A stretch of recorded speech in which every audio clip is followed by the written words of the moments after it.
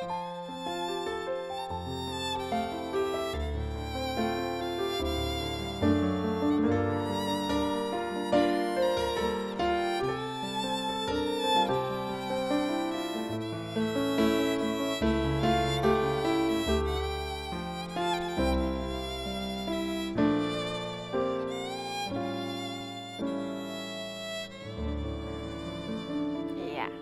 Pemirsa, kita masih membahas mengenai rahasia sholat. Kita mulai dengan sholat subuh.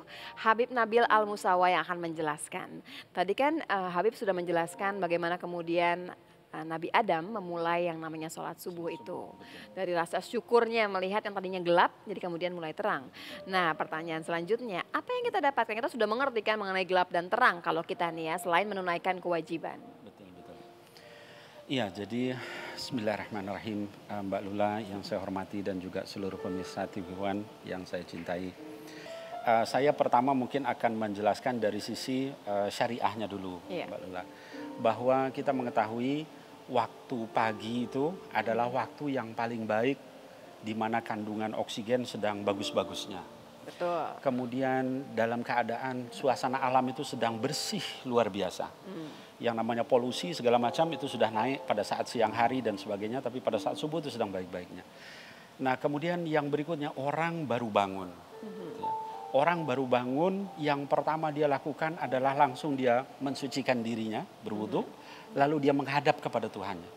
Belum ada yang namanya mungkin dia ngomongin orang, belum ada yang namanya dia sudah Jadi berbuat dia buruk iya, sama iya. orang, sedang bersih-bersihnya dia menghadap kepada Allah Subhanahu wa taala. Jadinya tadi dia mati sementara, dia bangun nih, Kemudian belum bangun, ngisi macam-macam belum ya. ngisi Iya. apa-apa.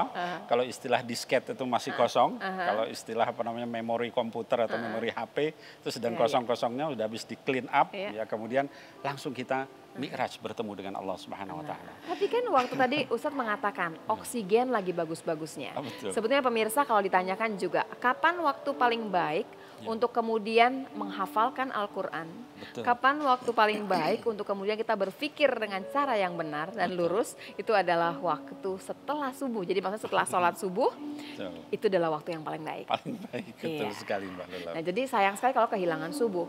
Nah, kita mengerti nih yang sudah kehilangan subuh, kehilangan apa di sana momennya ya. Bukan Banyak olahraga sekali. loh pemirsa sebetulnya. Betul. Di waktu pagi itu bukan olahraga yang dikejar, tapi sebetulnya banyak sekali yang bisa dikejar yang berhubungan dengan ibadah. Yang kedua, zuhur. Iya. Zuhur rasanya sih masih banyak orang bisa mengejar biasanya. Tapi apa rahasia di balik zuhur? Yang pertama saya ingin sampaikan sejarahnya dulu, Mbak Lula.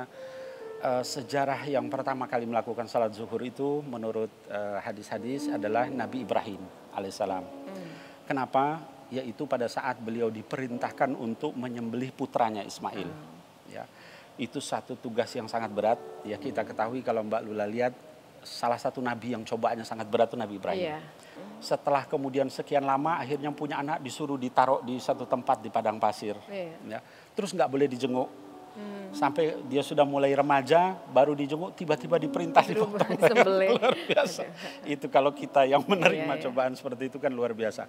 Nah, jadi ketika waktu kemudian diperintah untuk menyembelih, lalu kemudian sama Allah digantikan bidhibhin azim ya di dalam Quran dengan suatu kambing yang sangat besar, itu karena syukurnya yang luar biasa ya, kepada Allah Subhanahu wa taala, lalu dia melakukan sholat sampai 4 kali, yaitu 4 rakaat itu. Ya. Oh, baik. Jadi dia lakukan itu karena syukurnya, pertama dia ketemu lagi sama anak istrinya, yang kedua karena kemudian dia berhasil melakukan perintah Allah, kan dicoba itu. Iya. Mau nggak motong anaknya? Kalau nggak mau berarti kan Tidak beliau turun mengikuti keimanan. perintah. Itu yang kedua. Yang ketiga kemudian diganti oleh kambing. Yang keempat adalah karena kemudian selamat semua anaknya di dalam Islam. Sampai 4 kali dia sujud kepada Iya. Allah. Itulah awal sholat zuhur sejarah. Nah, kalau untuk kita bagaimana? Kita tahu bahwa waktu-waktu siang itu adalah waktu pertama kita sudah kerja, makan dulu kan, setelah makan kemudian kerja, itu ada waktu di mana lelah. Pada saat matahari sedang di puncak itu lelah. Artinya cukup banyak waktu kita untuk bekerja dan sebagainya, butuh istirahat. Nah, oleh karena itu maka sama Allah Subhanahu wa taala diberikan istirahat itu untuk kembali ingat Allah.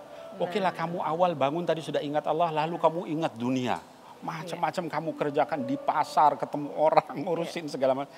Lalu setelah mungkin banyak hal yang kita lihat yang tidak baik, kamu istighfar kembali kepada Allah. Ingat lagi sama Allah. Maka waktu zuhur itu berhenti dulu.